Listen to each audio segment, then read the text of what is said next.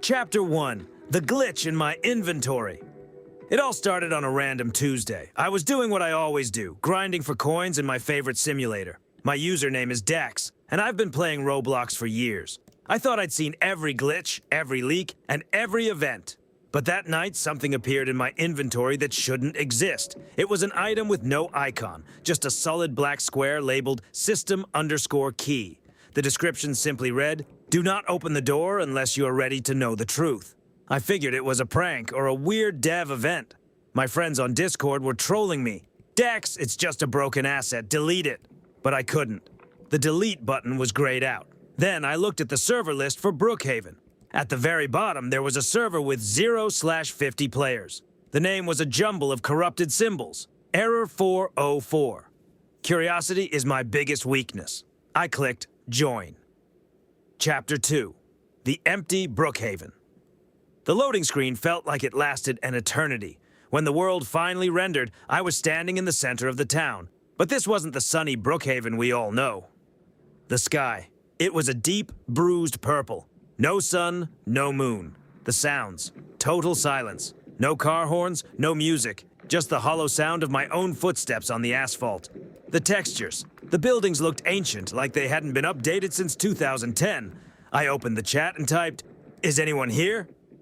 The reply came instantly, but it wasn't from a player. A system message appeared in bright red. "You are not alone. He sees you." Right then, I saw a silhouette in the town hall window. It was a classic noob skin, but the eyes, they weren't dots. They were two glowing white squares. Chapter 3. Hide and seek with death. I sprinted toward my car, but the vehicle spawn icon had vanished. My character started losing health, 1 HP every second. I needed cover, fast. I ducked into the nearest house and locked the doors. Suddenly, my monitor began to flicker. The chat started scrolling with messages. "Why are you running? Don't you want your prize? I just want to be updated." I hid in a closet just like indoors. A second later, the front door of the house just disappeared. It didn't open. It was deleted from the game's code. He walked in. His movements were jerky, like he was playing at 5,000 ping. He stopped right in front of the closet.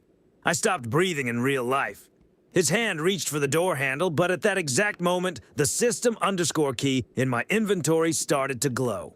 Chapter 4. The Legacy Obby.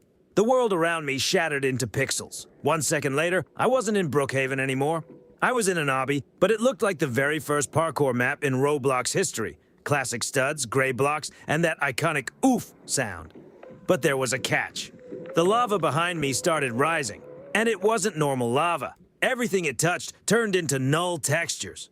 I jumped like my life depended on it. Block after block, level after level. My hands were shaking. I knew if I fell, my 5-year-old account, with all my skins and achievements, would be wiped.